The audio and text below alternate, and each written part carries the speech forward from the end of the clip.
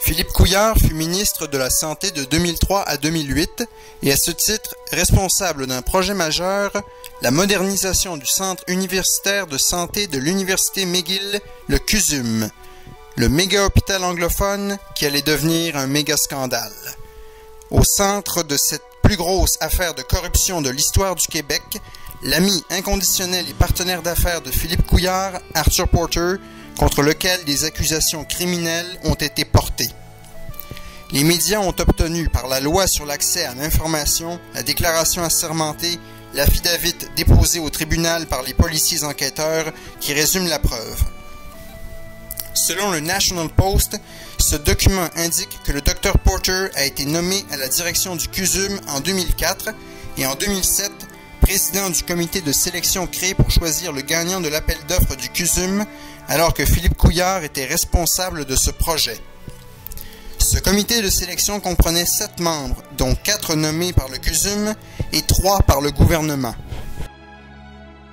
The affidavit notes that Dr. Porter, who was hired by the MUHC in 2004, was chairman of the committee created in 2007 to select a winning candidate for the hospital project. The committee had 7 members, 4 named by the MUHC and 3 by the provincial government. Toujours selon ce même document et des policiers enquêteurs, SNC-Lavalin aurait versé 22,5 millions pour obtenir le contrat de modernisation du CUSUM. Dans la presse du 1er mars 2013, SNC-Lavalin a versé 22,5 millions de dollars pour influencer le projet, dit l'UPAC. Un magot de 22,5 millions de dollars a servi à influencer des fonctionnaires québécois en vue de l'attribution du contrat de modernisation du Centre universitaire de santé McGill, le CUSUM, à SNC-Lavalin. Selon des documents judiciaires de l'UPAC, de nombreux courriels échangés entre des employés du géant québécois de l'ingénierie semblent indiquer que des versements ponctuels de quelques millions de dollars étaient effectués dans le compte de Sierra Asset Management. La preuve accablante révèle que Sierra Asset Management était entièrement contrôlé par Arthur Porter et son épouse Pamela Porter, contre laquelle pèsent des accusations pour recyclage de produits de la criminalité et complot. Le Centre d'analyse des opérations et déclarations financières du Canada a permis d'établir que des 22,5 millions, 2,3 seraient revenus au Canada. Au bénéfice de qui? Pour le moment, certains noms sont censurés.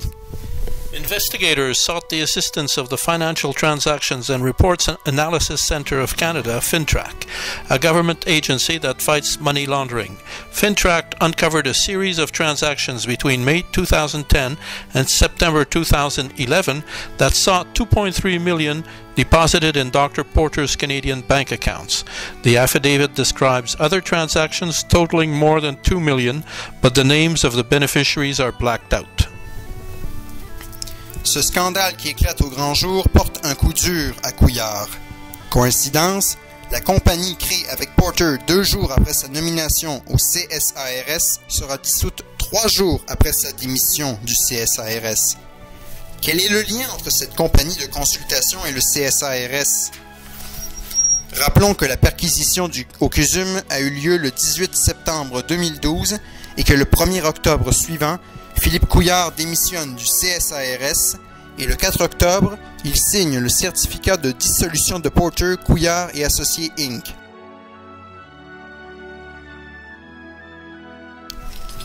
Couillard a-t-il pris cette décision seul ou en consultation avec son partenaire d'affaires Arthur Porter?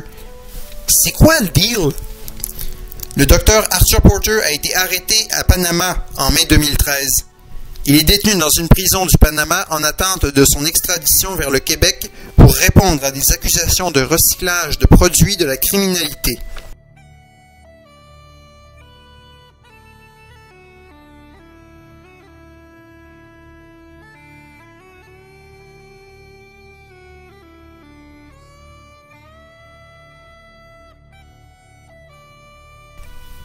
Depuis que le scandale a éclaté dans les médias, le docteur Philippe Couillard a tenté de prendre ses distances de son ami inconditionnel et partenaire d'affaires, le docteur Porter. Première affirmation de Philippe Couillard pour prendre ses distances de son ami inconditionnel et partenaire d'affaires, Arthur Porter avait réussi à tromper tout le monde au long de son parcours, dont lui-même. Cette naïveté de Philippe Couillard ne passe pas le test des faits.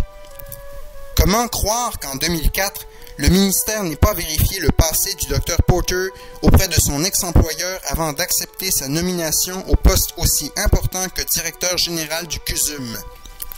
Une simple vérification aurait révélé que le passage du Dr Porter au Detroit Medical Center DMC, un des plus importants aux États-Unis, ait été un fiasco. Dans le Devoir du 24 novembre 2004, conflit d'intérêts, mauvaise gestion, crise financière, menace de tutelle, le bilan du passage d'Arthur T. Porter au DMC, un réseau d'établissements privés à but non lucratif qui compte 7 hôpitaux, 2 centres de soins de longue durée et une centaine de cliniques, est loin d'être reluisant, apprend-on sous la plume du journaliste Jocelyn Desjardins. Un super contrat de 1 milliard de dollars a été accordé à la firme CareTech Solutions de Détroit. Pire, le Dr Porter accepte une nomination au conseil d'administration de CareTech. Comment expliquer que Philippe Couillard ait pu ignorer les graves conflits d'intérêts d'Arthur Porter à Détroit avant sa nomination? La deuxième affirmation de Philippe Couillard pour se distancer du Dr Porter fut de dire qu'il était une simple connaissance et non un ami. Or, leur parcours démontre des liens structurés depuis des années. Dans la presse du 15 mars 2013, Porter et Couillard, nomination croisée. En 2005, Arthur Porter est nommé par le ministre Philippe Couillard président du Réseau universitaire intégré de santé, le RUIS. Le 3 septembre 2008, Arthur Porter est nommé membre du CSARS. Le 28 mai 2009, Philippe Couillard est nommé au CA de la société minière Canadian Royalties. Arthur Porter est nommé au CA de la société minière Canadian Royalties. Le 21 juin 2010, Philippe Couillard est nommé membre du conseil privé de la Reine. Le 22 juin 2010, Philippe Couillard et Arthur Porter fondent Porter, Couillard et Associés. Le 23 juin 2010, Arthur Porter est nommé président du CSARS. Philippe Couillard est nommé membre du CSARS. Le 10 novembre 2011, Arthur Porter démissionne du CSARS. Et le 1er octobre 2012, Philippe Couillard démissionne du CSARS. Le 4 octobre 2012, dissolution de la firme Porter, Couillard et Associés. Selon la presse du 26 janvier 2013, lors de la course à la chefferie du parti, Raymond Bachand lance « Pendant qu'on combattait la corruption et l'évasion fiscale, qu'est-ce que tu faisais ?» s'est interrogé M. Bachand. « Tu étais avec Arthur Porter. Vous ne vous associez pas à quelqu'un pour partir une compagnie si vous ne le connaissez pas. » Philippe Couillard, le Dr Porter, une simple connaissance ou un ami inconditionnel? La réponse appartient à Arthur Porter. Arthur Porter, dans une entrevue avec un journaliste, va clarifier sa relation avec le Dr Couillard. Le politicien dont il a été le plus proche est l'ancien ministre de la Santé Philippe Couillard, qu'il a rencontré dans le cadre de ses fonctions, confirme-t-il. Il était le ministre de la Santé. Je dirigeais un des plus gros hôpitaux. C'est toujours décevant, quelqu'un qui est considéré comme un ami inconditionnel, qui se distancie. Je ne l'ai jamais fait, je ne le ferai jamais. Dans la position où je suis, c'est très intéressant de voir qui sont les vrais amis, dit Arthur Porter en soupirant. Je n'aime pas salir les gens, mais si j'ouvrais mes papiers, je pourrais causer tout un tapage au Canada, affirme-t-il à plus d'une reprise. La menace de Porter en première page de la presse est un message clair envoyé à ses ex-amis politiciens. Je n'aime pas salir les gens, mais si j'ouvrais mes papiers, je pourrais causer tout un tapage au Canada, dit Arthur Porter. Quelles informations sur ses amis politiciens Porter détient-il pour faire de telles menaces?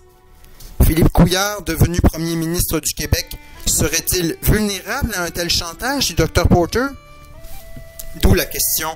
C'est quoi le deal de Philippe Couillard avec Arthur Porter? Philippe Couillard n'est pas encore premier ministre du Québec, seulement chef du Parti libéral. À titre de chef, il avait le défi de rétablir l'intégrité de son parti, gravement mise en cause par une culture de corruption bien installée dans ses mœurs et sa culture. Selon l'ex-ministre libéral Marc Bellemare, dans la presse du 17 août 2012, des années de favoritisme et de copinage ont fait du gouvernement Charest le gouvernement le plus corrompu de l'histoire récente. De toute évidence, il a failli à la tâche.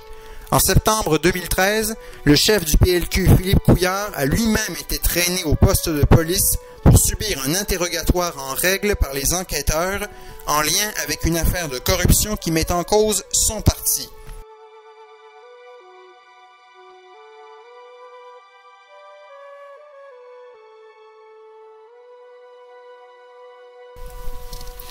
Philippe Couillard vous demande de lui faire confiance. Avant de la lui accorder, il faudrait d'abord qu'il réponde aux deux questions suivantes. C'est quoi son deal avec l'Arabie Saoudite? C'est quoi son deal avec Arthur Porter?